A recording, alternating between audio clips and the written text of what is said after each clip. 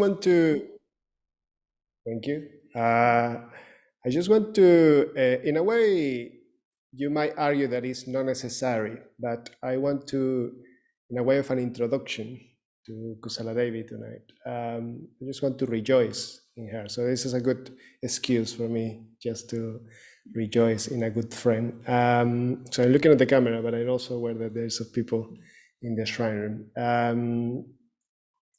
Yeah, and I've been working with Kusaladevi, I'm part of her team here at the Nottingham Buddhist Center for over a year now, almost a year, probably 4 or 5 months now.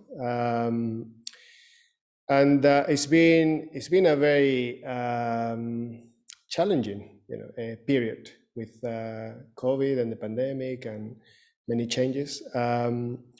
But something that I have found in Kusaladevi is she is a source of support for all of us that are working here at the center. And that something I want to rejoice is in the way that Kusaladevi brings herself to the role that she is taking here at the center. So in my particular case as the men's mitra convener here, I experience the presence of Kusaladevi around and in our personal interactions as a real way of connecting with something very creative. Yeah? I feel a very fresh energy emerging from her communication, and I think that's mostly coming from a very strong commitment that she has with friendship, actually. And I feel like Kusaladevi really has committed herself to offer friendship to me personally and to many people here in Nottingham. So I just want to rejoice in that wonderful quality, and it's very fitting that Kusaladevi is starting this short series on Milarepa, because Milarepa was a yogi, a teacher, who really cared about his disciples. He was very fond, particularly of one of his disciples that is represented in that picture that is in the shrine, Rechumpa, and he was very fond of him. And I can see Kusaladevi really cares in a very deep manner about people. That she's very interested in people's lives and people's journeys, how they unfold. So I'm very happy that you are with us, Kusaladevi.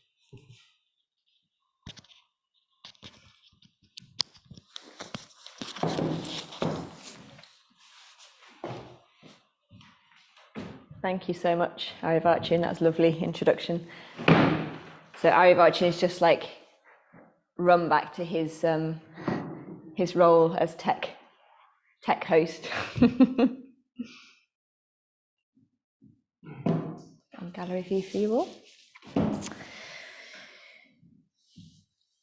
Good. Okay. So I wanted to speak just before I introduce this evening and tell you what we're going to do this evening, just a bit more broadly around a theme that we're taking on for Sangha Nights for the next little while, and the reason that we're doing that. So between now and sort of August, September time, the sort of overarching theme that we'll have for our Sangha Nights, but more broadly as well perhaps, is on the nature of mind. And the reason we're doing this is that we've been asked to take part in a more sort of central project, which really it's an outreach project, if you like, that Adhisthana are doing in collaboration with a number of order members to really attract and reach out to people who are interested in the nature of mind, but might not necessarily think of looking for that through Buddhism. So what will be happening is some order members in our movement will be interviewing prominent figures in areas of sort of psychology. So Ian McGilchrist, a woman called Penny Satori, who's studied and interested in near-death experiences, a philosopher, Bernardo Kastrup, who's a mind-only philosopher, Paul Gilbert, who's the founder of compassion-focused therapy. So people who in very different ways are really curious and interested in the nature of mind. And what will happen is those order members will interview those people, and then they'll hold a seminar, an online seminar, which they'll invite loads of people to. They're going to advertise very, very broadly for this and really try and encourage people along to these online seminars to just sort of watch and learn more about the nature of mind and explore it together. So what we've been asked to do here is to let people in our Sangha know about that project. So Ian's going to put the link in the chat box for the Nature of Mind project. The website's just launched. And what you can do, you can just register for that. And basically, you can go join as much or as little as you like. There'll be monthly events. There'll be this interview and then the seminar. And then there'll be a week of morning meditations, which are online, and they're on that particular theme that follows the theme from the seminar. But you can join, as much or as little as you like during that 6 months. And in the centre, we'll just be tying some of our Sangha Nights into that theme. So we'll just take that broader theme of the nature of mind and probably explore what happens in those seminars on the following Sangha Night together. And then what happens is that all leads up to a big retreat or 2 big retreats, one in June and one in August at Adhisthana. So they're hoping to get around 200 people from around the UK and mainland Europe if they can make it with the travel restrictions. But they're hoping for this really big retreat of around 200 people who are all interested in the nature of mind. And then we'll find out more about how that relates to Buddhist practice as well. So an invitation to people to say, look, you're interested in the nature of mind, we've got something that we could share with you about that.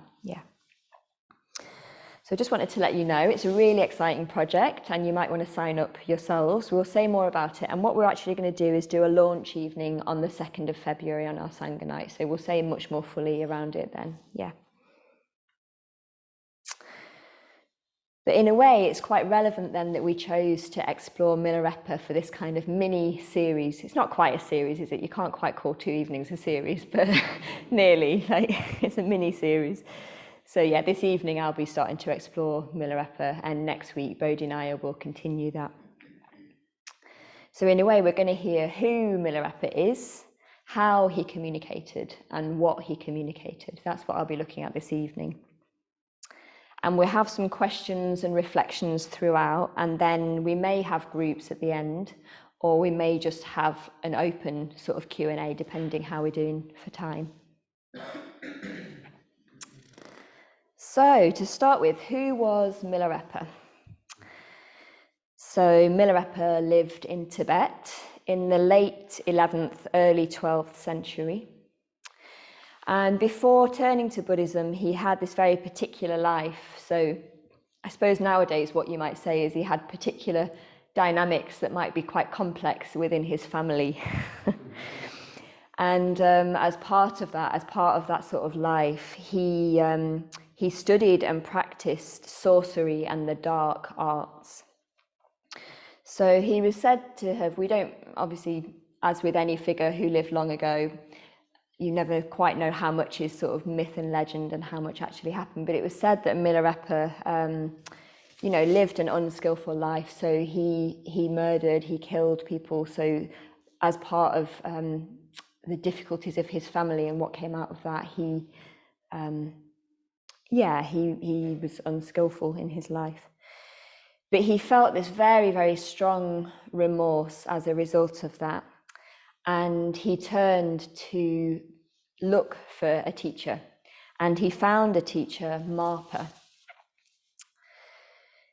So he was very sort of, in a way, famously put through a lot of tasks or trials.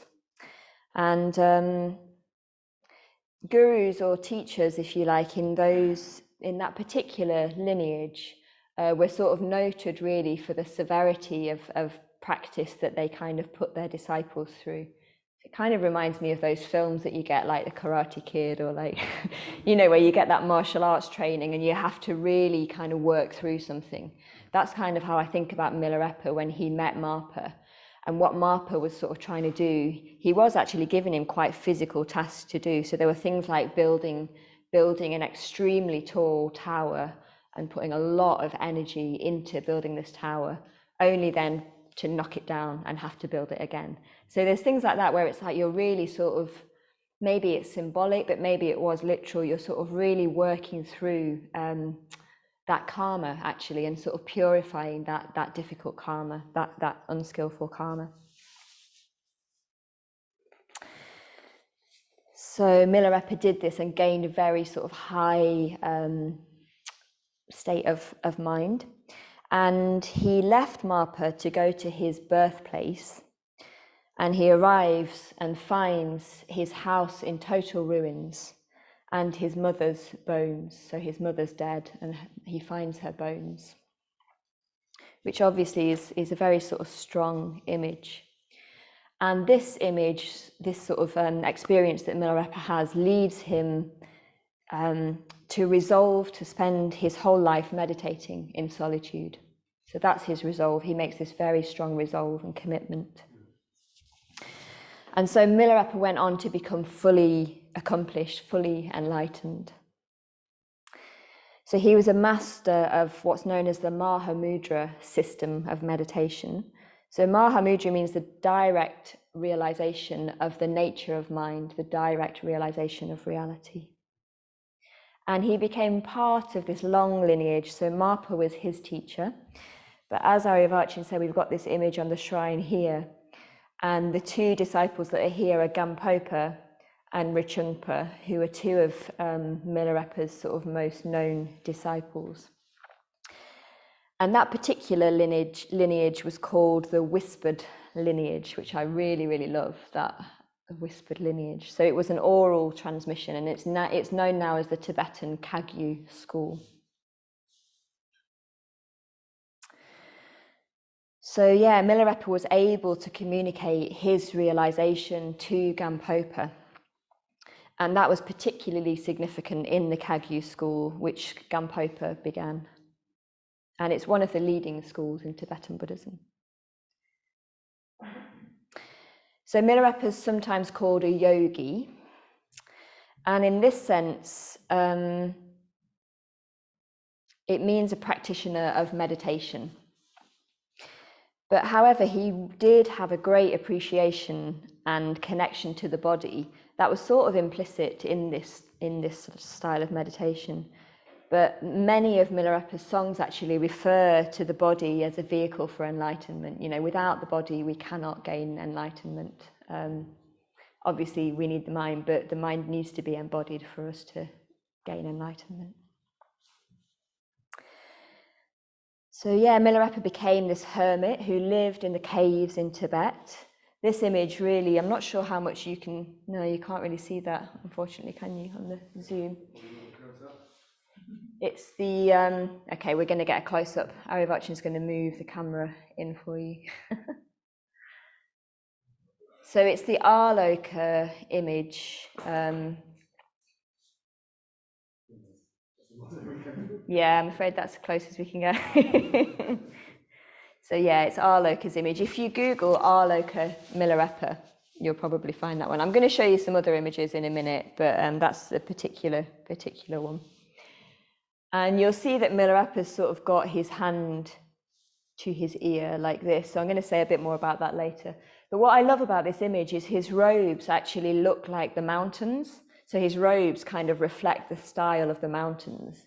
And to me, when I think of Milarepa, like I think of him just like blending into the caves, blending into the mountains. He was famously known to only wear this very thin cotton robe, even in the snows. So he was like pretty hardcore.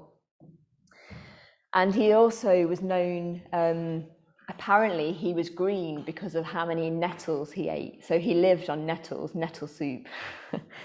So yeah, you'll see, when you see him in images, he's often this sort of green color. And he attracted many disciples. Many people would visit Milarepa to go and hear about his realization and what he had found out about the nature of mind. So Ian, if you could share that first image, and we'll just have a look at that one.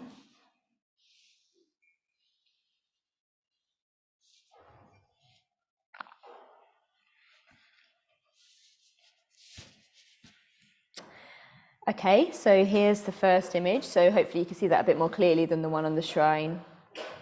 And it's quite a typical image really that you'd see. So obviously you've got the depiction there of the caves in Tibet. And yeah, Milarepa, as you can see, he's got his sort of long black uncut hair. He's wearing his one cotton robe. But he's also got this beautiful hand to his ear. And yeah, partly that is because of how he communicated. So Milarepa communicated by song. That was how he communicated to his disciples. So I think that I think the hand to the ear symbolizes many things, but I think that's one of the things that it communicates, is that he was, that's how he was sort of sharing his message. But also, of course, the hand to the ear is like he's also listening. So I think he's listening to his own teachers, his own lineage.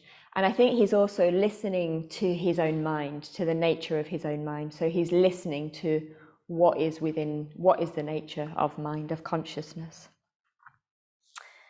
Thanks, Ian. So we'll have a look at the next one.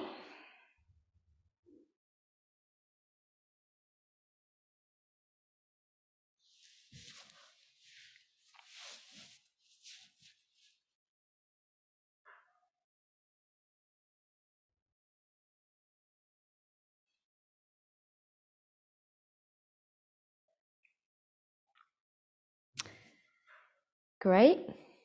So it's quite similar in a way, but the reason I chose this one is because he's very clearly green here, isn't he? So I just wanted to show you that sort of, that part of Milarepa's story. Yeah, really what that is saying is, well, I think Bodhinaya is going to say more about this next week, really, but Milarepa, understandably, as a hermit in the caves in Tibet, he lived a very, very simple life. And part of that simplicity was that he just ate the food that he found, which would have included nettles, apparently. Yeah, thanks, Ian. That's great. So I've got this lovely book here called The 100,000 Songs of Milarepa. So there aren't literally that many, but it's sort of an expression of the outpourings of his teachings through song. And the songs are timeless. So even now, today, although we're in very, very different conditions from the snowy mountains of Tibet, and it was so long ago, we can learn so much from Milarepa's teachings because they're an expression of the liberated mind.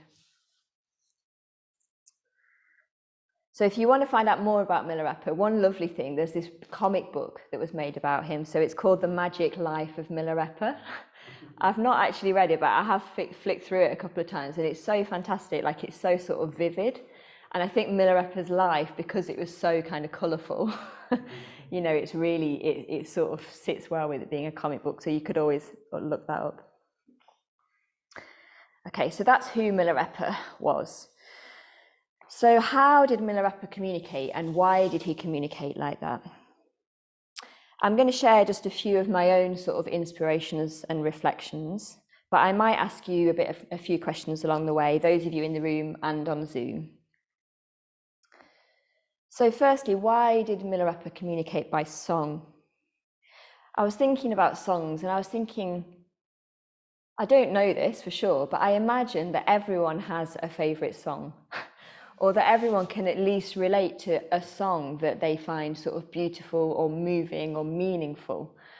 Song is just like, it is a meaningful way of sort of communicating to us in a very particular way.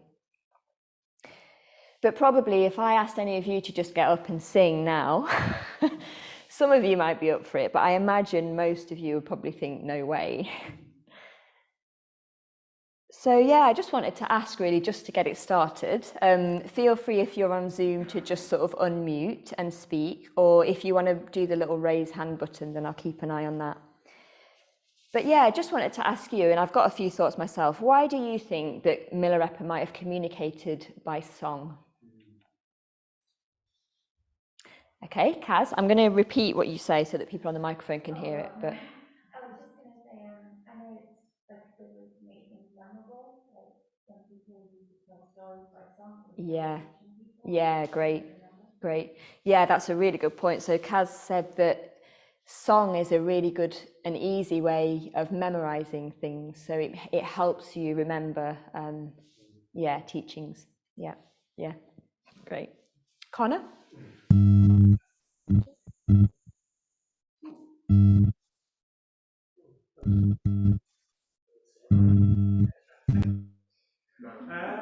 It forces, well, I can imagine as being not a songwriter, that it would have forced Milarepa to think a lot harder about the message he was trying to get across and how best to put that, because it's all very well and good to set something you're saying to, I'm going to put some notes here and some notes there and go up and down, but to actually structure it as a song, that's going to need structure, that's going to need rhythm, that's more than just a collection of notes, so it would have kind of forced, how do I fit this into that, and therefore how do I structure my message best, and make it a little bit clearer in the process. Okay, interesting. So Connor said, did you hear that on Zoom? I'm going to repeat it, but did you hear it? Could you hear it?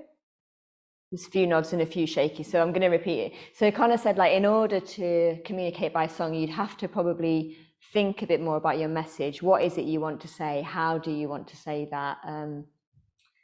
Yeah, so just like a bit more thought about how you actually deliver and communicate the message. Yeah. Any more thoughts? Going to have a look on Zoom if anyone's. Millie and Eve, yeah. Got one. I've got one. Might be the same, you never know. Go on, you go. I was going to say it feels like an emotional language. It kind of goes straight to the heart. Yeah, lovely. Yep. And I was going to say how you can create a sort of atmosphere with the juxtaposition sometimes of that. Sometimes when you just say it, it doesn't land. You know, like you could say something quite heavy, but then the melody could be completely different, and it just creates this sort of really indescribable sort of atmosphere about it that I think music does, and not when you're just reading something out loud. Yeah, interesting. So as well as the actual words and what's being communicated, something can also be communicated through the music. Yeah, yeah, lovely. Oh, you're all hopping about a bit on my screen. I'm not sure what's going on. I'm just want you in the shrine room to be able to see everyone. Click on the bar on the top. This one? Yeah. Anyway, anyone else on Zoom? The last one? Why did Milarepa communicate by song? Okay. So yeah, I think, yeah. Oh. To say, you don't need to know the language to understand the song. Oh, lovely. Probably the speaker. So yeah, Mona has said, I don't know if you can all see that, hopefully on the chat, that you don't need to know the language in order to understand the song. Yeah, that's really beautiful. So again, something is just communicated through that sort of medium itself. Yeah, that's really lovely. Yeah. Oh, I'm really glad I asked, because you've all come up with really beautiful and I think very relevant things, which are a bit different from my thinking around it as well. So yeah, thank you. So I was reflecting on the nature of like the liberated mind or the enlightened mind. And I was just thinking how when I sort of sing myself, or when I hear a song that is particularly goes to my heart, like you were saying, Eve, that kind of emotional language, there's definitely a sense of a freedom in that. So when someone is communicating well through song, there's a sense of freedom. When I feel at ease singing, there's a real sense of freedom there and just sort of letting go. Yeah, so I was thinking about that probably the liberated mind is very sort of free, and there's no kind of sense of, oh, how do I sound? How's this going to come across? There's just a sort of outpouring of a message, which is really, I just thought that's really beautiful. And also quite a level of spontaneity. So I think as well as I think that both of these are true, Connor, what you said is that Milarepa would have really had to thought about what he communicated. So I think that's sort of a reflection of the depth of his practice and understanding. But I also think, and apparently what happened was that Milarepa would make songs up on the spot. So people would come to him and ask him a question, and he would just sing a response. And that is because his mind was liberated, and there was a flow of positive mental states and wisdom which could just sort of pour out of him.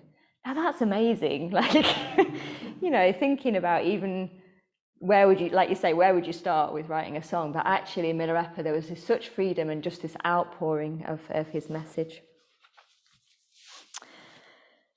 So yeah, the liberated mind. But I also thought, there's something around spiritual friendship there. So Aryavachin touched on this earlier when he was introducing me.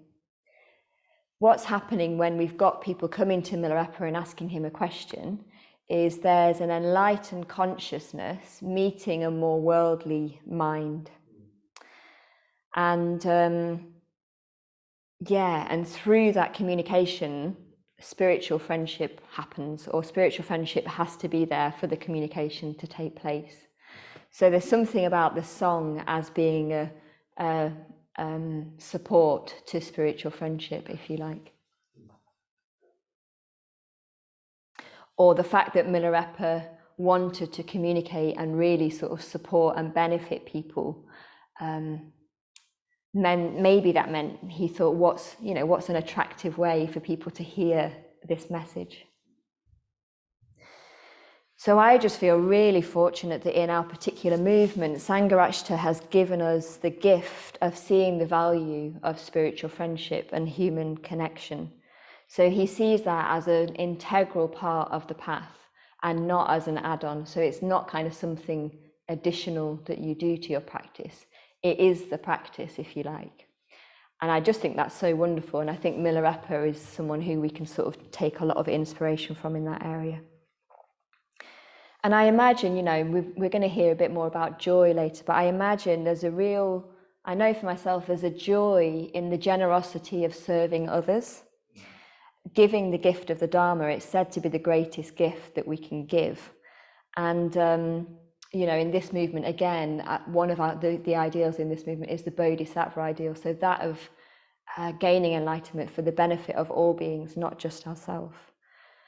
And so there's something in that where Milarepa, I would imagine there's a real joy in actually being able to sort of give to others, serve others, liberate others. So yeah, spiritual friendship.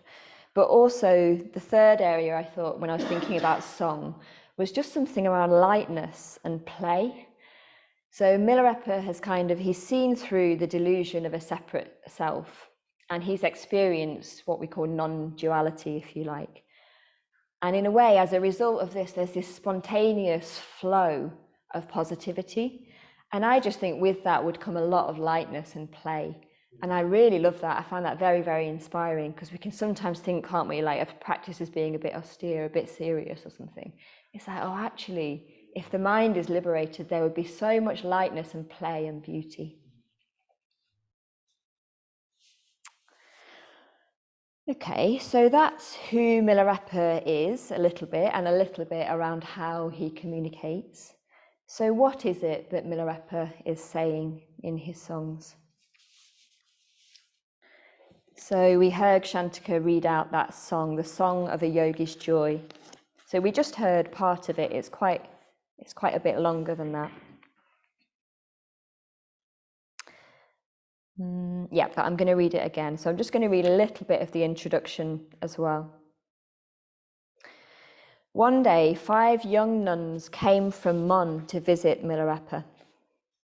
They addressed him thus: "It is said that this place is full of terror and an ideal place in which to gain great improvement in meditation. Can this be true? Have you found it so?"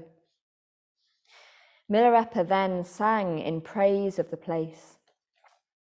"Obeisance to you, my Guru. I met you through having accumulated great merits and now stay at the place you prophesied. This is a delightful place, a place of hills and forests. In the mountain meadows, flowers bloom.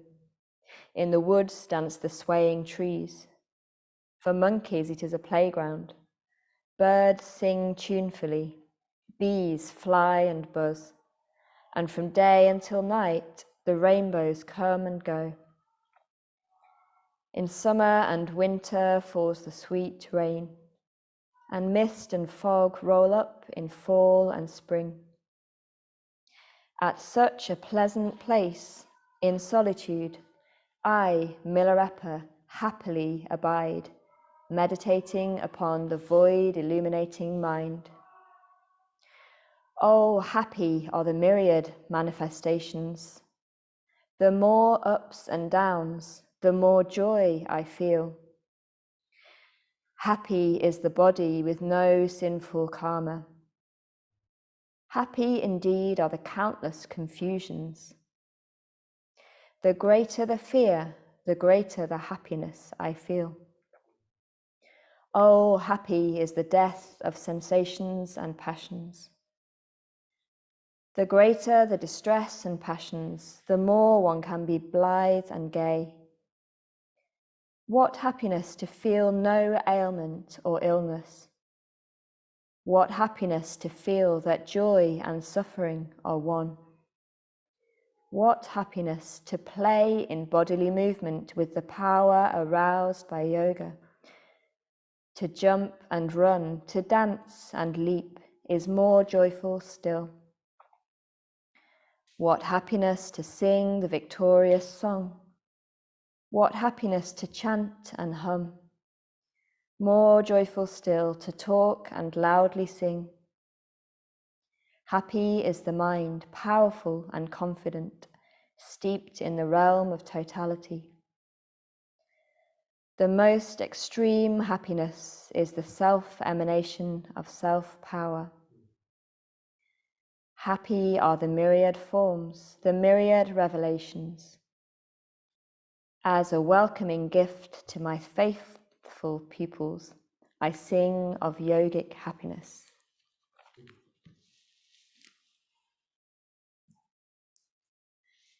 I wish I'd have had a tune and could have sung that to you, because it would have been much more beautiful, wouldn't it, and evocative. Just thinking of that, there's a beautiful song from Milarepa called The Song of Meeting and Parting. And I've heard a couple of tunes that people have written in the movement to that or elsewhere. And it's really, really beautiful. And actually, when you hear that, again, it does sort of move you and touch you on a different level. So I haven't got any of that tonight, I'm afraid. But yeah, do have a look for some of Milarepa's songs. Perhaps even on Free Buddhist Audio, there might be recordings on there. So yeah, I'll just be exploring that song a little bit. And there's two different translations I've used, one from this book and another from this book, Buddhist Texts Throughout the Ages. But the second translation is one that Sangha refers to in The Yogi's Joy, which is a song about Milarepa, Songs of Milarepa.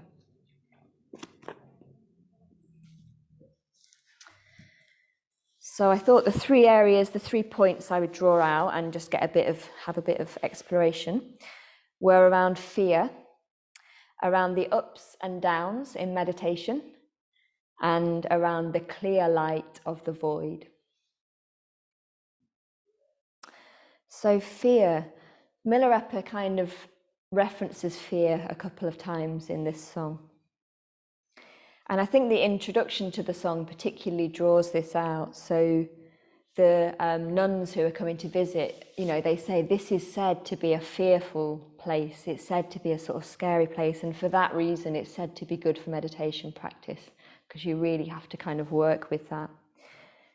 But it's amazing, isn't it? Because Milarepa's response, it's not reflective of that at all.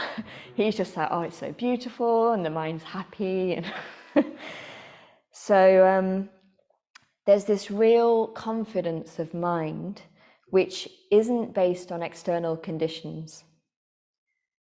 So Milarepa's got to a place where he can see that the mental states, the flow of mental states, the ups, the downs, is all part of the mind's essence. So when he sees and feels fear, he just says, oh, I'm just seeing the nature of mind. This is what the mind does. And in that way, it isn't sort of scary to him, if you like. He actually feels joy at that. He actually feels joy because he's seeing the nature of the mind. But I was also thinking, I wonder if Milarepa is not fearful also because his mental states the flow of his mental states is extremely positive. At the point of enlightenment, there would be positive mental states in abundance, if you like. And I was thinking that for myself, I have had experiences of what usually would have been very fearful moments, but temporarily, because of my own practice, that hasn't been the case. So I do know that it's possible, even temporarily, for the mind to be free from fear. So I'm going to tell you this example. Some of you have probably heard it before. When I was on my ordination retreat, which is in the Spanish mountains, it was very cold when we first arrived, so we'd meditate in the shrine room. We'd have like hats and scarves and blankets and all sorts on. It's very cold.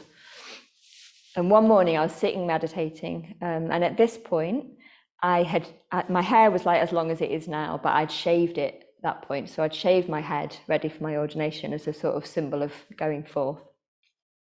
And I had on like my hat because it was so cold. Anyway, I was sat meditating and I kept feeling like my hair sort of tickle my face. So a couple of times I sort of flicked it away like this. And only right at the end of the meditation did I realize, like, I haven't got hair anymore. I took off my hat and there was a spider about that size, which had been sitting on my head for the whole meditation and like tickling my head. Now, normally, if that happened, there'd be a bit of fear. But somehow, because I was in very, very positive conditions, we were meditating a lot, we were practicing together, I was in this kind of flow towards ordination, of an experience of sort of spiritual death and rebirth. And I just didn't feel fear. I was just able to take this spider outside. And I was really glad about that, because I've always had a bit of I'm not particularly scared of spiders, but I would never particularly just like be happy to pick them up and carry them or something. But then I had this aspiration on that retreat, like, oh, I'd love to get to the point where if I see a spider again, that I could just sort of scoop it up. And funnily enough, a few weeks later, we were meditating again in the shrine room. 2 really big spiders ran out into the floor of the shrine room. One of my friends opposite me, she got up so gracefully and beautifully and just scooped one up. And I was like, this is my moment, isn't it? I knew like there was this calling, like, okay, it's now. And her doing it really inspired me. And I felt like she gave me the gift of fearlessness, if you like. So I was like, okay, now's my moment. And I did. I just went and scooped up this spider and took him outside. But as I say, that is, for me, that was a temporary experience. So now when I see big spiders, I'm not quite so in such a positive state where I'd necessarily feel that I can do that. But it did make me think, yeah, well, fear, it's a funny thing, isn't it? It does change in dependence on our mental states. So I just thought I'd give you a little bit of time, a minute or so, just to reflect yourself and just have a think. And maybe 1 or 2 people might be up for sharing it afterwards, but it's fine if no one is. But just a bit of time to think about any times where your own positive mental states have meant that your experience of fear has been different. It might not be that obvious at first. So yeah, just give you a bit of time to go deeper with that.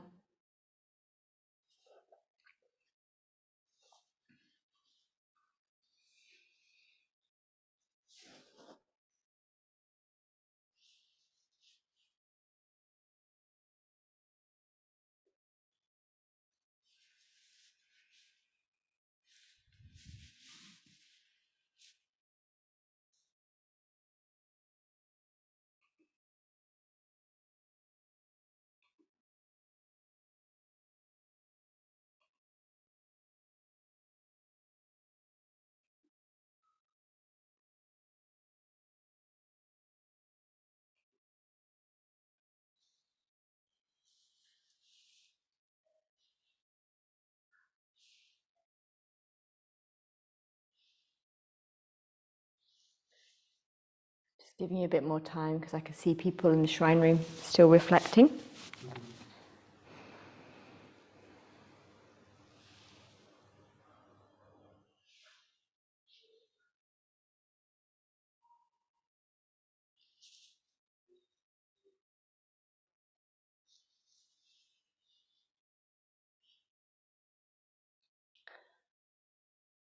Okay.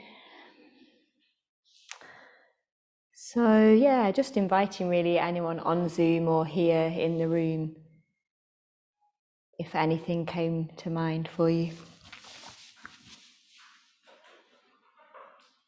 So, yeah.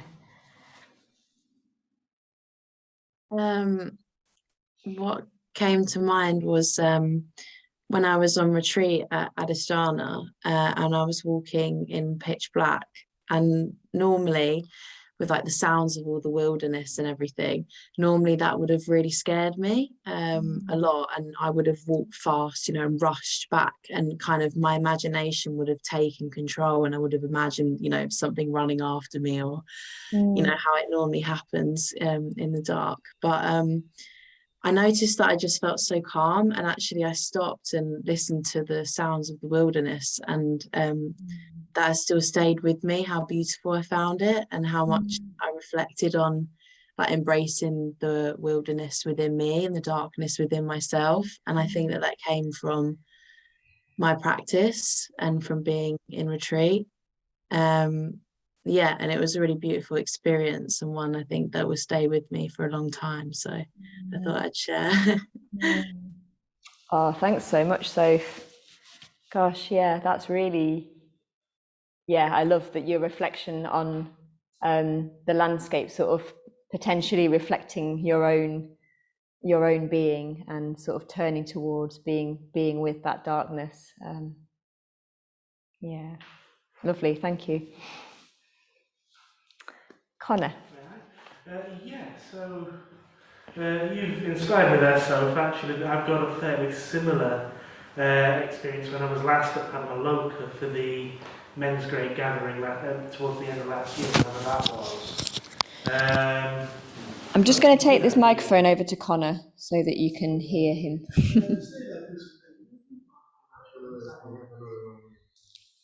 We've got another microphone, so we're going to give Connor another microphone.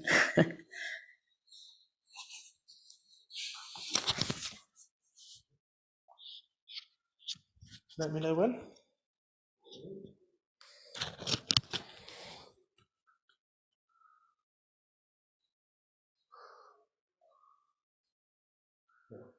Yeah, can you all hear me? Put your thumbs up. Brilliant, fantastic. Yeah, so your experience there inspired me. Actually, I had something relatively similar happen when I was last at Padmaloka on the Great Gathering towards the end of last year. Similar to you, I was sleeping in one of the rooms that opened right out onto the great outdoors. Got up in the middle of the night to use the bathroom, and on the walk back, I heard this screech come out of goodness knows where. Now, normally, as you do, what was that? Run back to my room, sort of thing. But again, because I was in quite a nice state on this retreat, and I'd kind of centered myself, and I carried on walking at the speed I was, just kind of not thinking much of it. And as a result of that, I was treated to quite a nice view of this owl flying overhead, which I probably wouldn't have seen had I tried to rush back, because I would have completely missed it. So the payoff was definitely there as well, because I wouldn't have seen the owl otherwise. It was really quite nice. Obviously, that was what was making the noise.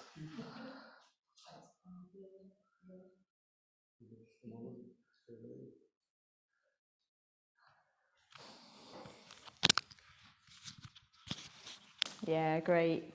Thank you. Anyone else on Zoom want to share anything? I will, if that's okay. I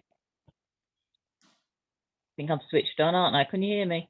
Sylvia, yeah, great, go for it. I don't know. Yeah, it's a bit random. That's fine. We don't mind random. Yeah, it's about fear, and it's obviously, and I think that's where Buddhism has made a huge difference to me. It's just that thought. I had a point in my life where it occurred to me that a particular individual had no power over me, and that for me was quite a big deal, because it hadn't occurred to me before that wasn't the case. And I'm, I'm not alone in that experience, but yeah. That's very much Buddhism is responsible for that. Yeah, so a real sort of a liberation from a sort of difficult relationship, if you like. Awareness. Yeah, great. When that dawns on you. Yeah, lovely. Thank you, Sylvia. Thanks. Okay, great. Thank you all for sharing. And so it's interesting, isn't it, that we can have those sort of temporary moments of freedom from fear. And just imagine if you were sort of living consistently free from fear, so that those any external conditions were not sort of bringing fear about in you. Yeah, just sort of imagining that from those examples that we've heard. Imagine that being running through every part of your life, if you like. So it kind of leads us on to the next area, the ups and downs that Milarepa expresses. Oh, happy are the myriad manifestations. The more ups and downs, the more joy I feel. So when I read that, I was like, whew, that's not how I feel. Like, that's an aspiration, definitely, for me. I'm sure it is for most of us. But, for me, when I'm meditating, if I'm experiencing pleasant Vedana, great, all good. If I'm experiencing unpleasant Vedana or something that I just find challenging, my immediate kind of habit is, oh, something must be wrong here.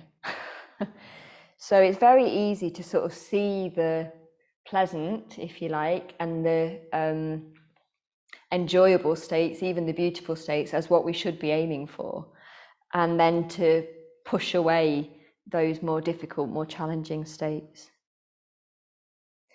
But yeah, I certainly, maybe now I learn to turn towards them more, but I definitely don't experience joy.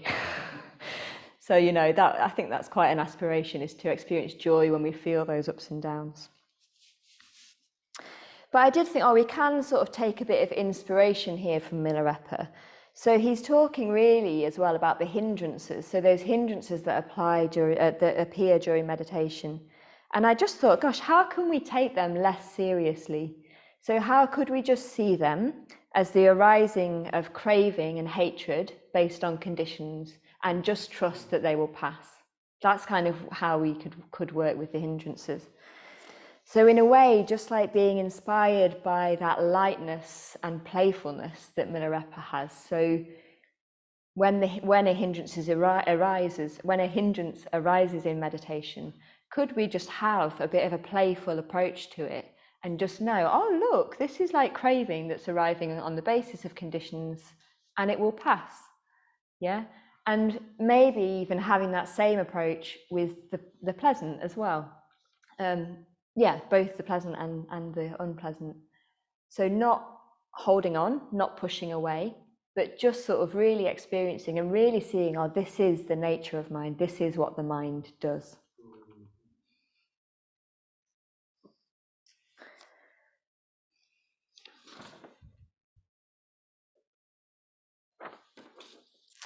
So yeah, those ups and downs.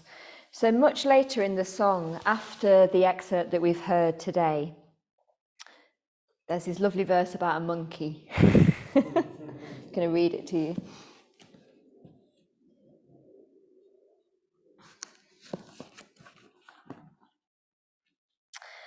The touching cry of the monkey, so impressive and so moving, cannot help but raise in me deep pity.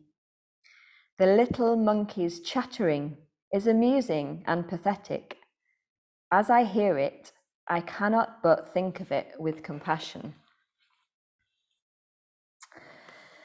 So, not obvious at first, but Sangha explores this verse a bit in his book, The Song of the Yogi's Joy. And what he says is, in the sort of mountains and hills then, the cry of the monkey would be quite common to hear. And he sort of says it's a condition that Milarepa couldn't help what response arises in him in relation to hearing the cry of a monkey. So maybe like your screech of an owl, Connor, it's like you have a sort of conditioned response when you hear something. So he feels this deep pity at the sort of this, you can imagine this sort of longing or kind of like slightly eerie monkey's cry. So he just experiences that. He doesn't get lost in it. He doesn't push it away. He doesn't stop himself from feeling that deep pity, but he feels it. And then it flows and moves, and he allows it to pass and change. And then what he notices is the young monkeys chattering, which he finds really amusing. And actually, in the different translation of this, it says that he actually laughs then. There's laughter at the chattering of the young monkeys. So there's this sort of creativity of mind that Milarepa has, this natural kind of uplift towards positive mental states, but also just allowing the flow of conditions, allowing the flow of the mind to do what it does without getting hooked in any particular area.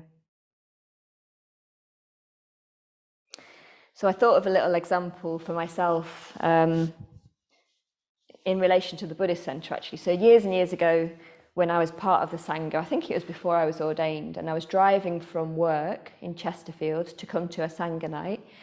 And I was driving, and as I was getting closer, like, I felt this kind of pang of like anxiety.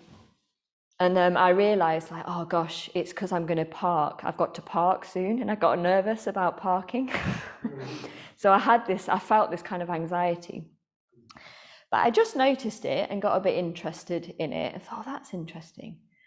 And then I thought, oh, I wonder if I could just play with this a bit. Like, all that's here are sensations. So there's this kind of sensation in my belly and a bit of like fluttering up here. And then I thought, oh, maybe I'm just really excited that I'm nearly at the Buddhist Center. And immediately, there it was. I was excited. So it was like those sensations, I could have very easily sort of got a bit lost in them and thought, oh God, I'm really nervous, I'm never going to find a parking space, and gone down a bit of a spiral with that.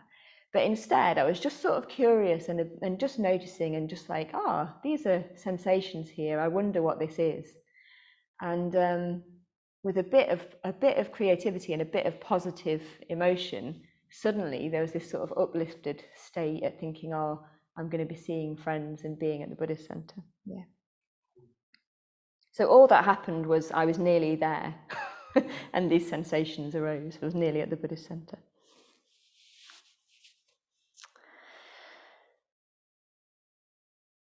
Yeah, so just a question, we won't sort of answer this now, but just a question, like, what can we learn from this Milarepa feeling joy amidst the ups and the downs? How might we take inspiration from that, both in our meditation, but also just in our lives daily, generally? Yeah, what can we learn, or how could we bring some of that spirit to our lives, if you like? Partly what I love about Milarepa's songs is he does bring in a lot of humour. So there's a lot of sort of a sense of like laughter and lightness. And yet there's a real great depth of wisdom. So Bhante Sangharakshita says, the playful and inexhaustible manifestation of the enlightened mind. So I'll say that again, the playful and inexhaustible manifestation of the enlightened mind. And you hear this about laughter sometimes in different traditions. So it's said sometimes that at the point of enlightenment, that's what can arise, is just like laughter. And partly that's that you realize that the idea of enlightenment as a goal is totally absurd, because there's no duality. So there's no sense of this and that and trying to move towards something. So in a way you could say, well, yeah, there's often this thing of like, what a silly Buddha I was, or what a silly Buddha I am. So how, yeah, I mean, I find this very difficult, but how silly to have suffered so unnecessarily. Now, it doesn't feel like that, does it? And that's not to say that we don't experience suffering and dukkha. But apparently at the point of enlightenment, you do have that sense of like, gosh, this was here all along. This experience of freedom and liberation was always here. And yet I thought I had to go somewhere else to find it. So I don't know, that's very mysterious, isn't it? But it's very sort of beautiful as well. Yeah. So we might not be there yet ourselves, but we could perhaps just take a bit again from the spirit of that. How could we take things less seriously? Even thinking about just how can we bring playfulness and lightness into our perspective.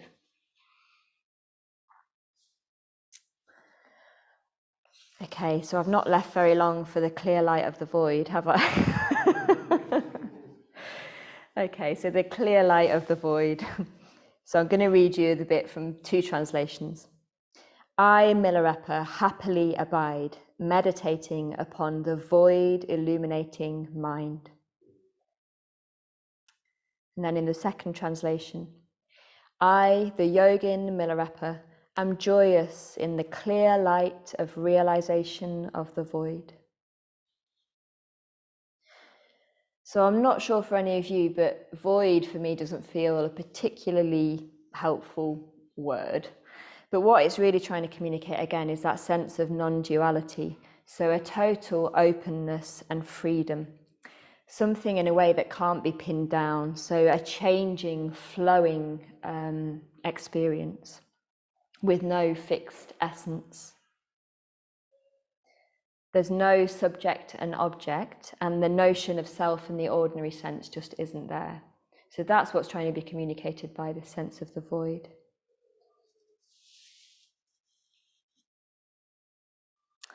So because Milarepa is abiding constantly in this state, he's experiencing bliss in all situations. He experiences joy even at hunger. So here's a little quote from Bhante. Milarepa clearly endures extreme physical hardship, cold, hunger, and so on. But note that he is joyous exceedingly in these circumstances. This is because it is in such adverse conditions that his joy shines out as not being dependent on his circumstances. For Milarepa, even misfortune is a source of delight. He still experiences painful feelings of body and mind, but he finds joy in them, because every misfortune becomes another opportunity to experience the unconditioned nature of his joy. Note also that he is joyous not that suffering has turned into joy, but that suffering has turned to be joy. That is, suffering and joy are not experienced as separate. He continues to experience the suffering, but the suffering is now joy. He's hungry. It's a joyful experience to be hungry. He's cold. It's a joyful experience to be cold. For Milarepa, every setback is a reminder of the impermanent, unpredictable nature of samsara and the sheer pointlessness of holding on to things and experiences as though the world were anything other than a product of mind. So I'd really recommend this book, The Yogi's Joy. It's a beautiful book. So again, I just want to say, it's not to deny that there is dukkha, that there is suffering. But personally, I do find it heartening that despite all of that, there can be a joyful mind. And it's not that we're trying to get rid of the suffering. There's this phrase, isn't there, of polishing the wheel. So we have the wheel of life, and really what we're trying to do is to get off that wheel, to move towards a spiral path. And sometimes people say, we're not trying to polish the wheel, we're not trying to make the wheel better and fix that, we're trying to get off it. So yeah, not denying that there is that experience of suffering and dukkha, but it's possible to have a joyful mind in relation to that. That's amazing, isn't it? That's really something to aspire towards. And I imagine that for all of us to be here this evening, we'll have had some glimpse of a freedom of mind, a different way of being. And Milarepa just lives in that freedom of mind continuously. So he's in continuous creative mental states. I was just thinking for myself, I had a period a few months ago where I just took on too much work at one time. And suddenly I was in this state where I felt very tight, very sort of overwhelmed, and everything just felt a bit much. And after that had passed, a couple of weeks after, I was speaking to Ratnagosha on his visit when he visited. And I was saying, oh, you know, sometimes like I feel a real fear of insight or enlightenment. I can feel that like I don't want to go there because I don't want to think about what I might need to let go of. And he said, oh yeah, well, okay. And then he said, but what about that like laughter that people express at that point of freedom? And he said something to me like, okay, so that stress or that overwhelm you're experiencing, just imagine freedom from that. And it was just like immediately like, oh, that just opened up something else. Like, yeah, it's possible to be free of those sort of constrictive mental states that we experience. And to have a mind that is intensely positive, beautiful, and bright, no matter what our external conditions are.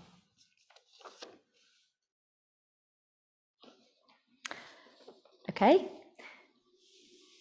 that's the end.